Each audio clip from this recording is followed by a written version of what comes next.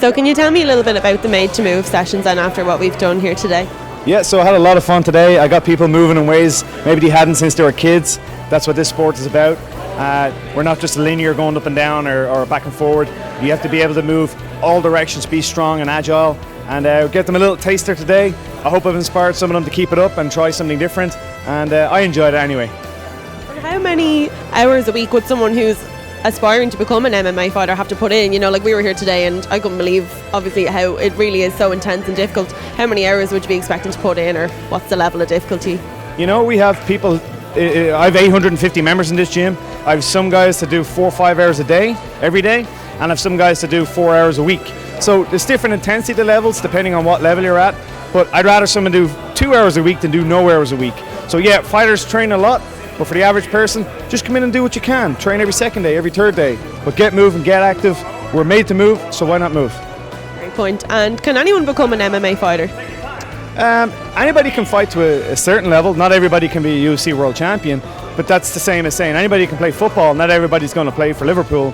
So there's different intensities for different people, but I would certainly say as a sport, as an activity, it's open to all shapes and sizes, men, women, young, old. Come down, check it out, and see if it's for you. And what would you say the most difficult part of being a coach then is?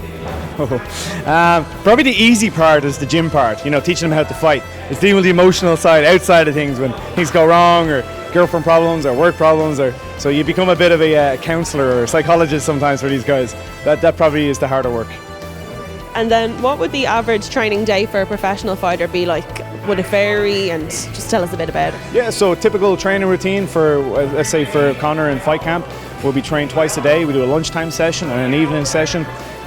The afternoon session is skills, and then evenings we go hard on the cardio.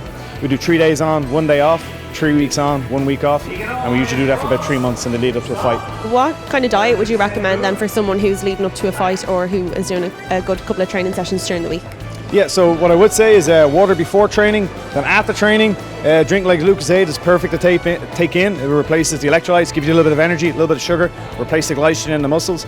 As for food, everybody knows what a good diet is food-wise. If a fighter's coming to me and saying, should I be eating pizza or should I be eating broccoli? I know he's lying. So I would say just eat when you're hungry, make sure it's good food. If it had a face or it grew, it's okay. Avoid processed food as much as you can, and just be sensible about it. And then just one last question. Has McGregor's break from MMA given you a chance to take stock of how much you've achieved? You know, the last while things are even speeding up. So, you know, I've got a busy fight team. I'm away almost every weekend. Just got announced yesterday, one of my guys, Gallagher, is fighting in Madison Square Garden in June. So it seems to be just one big announcement after another.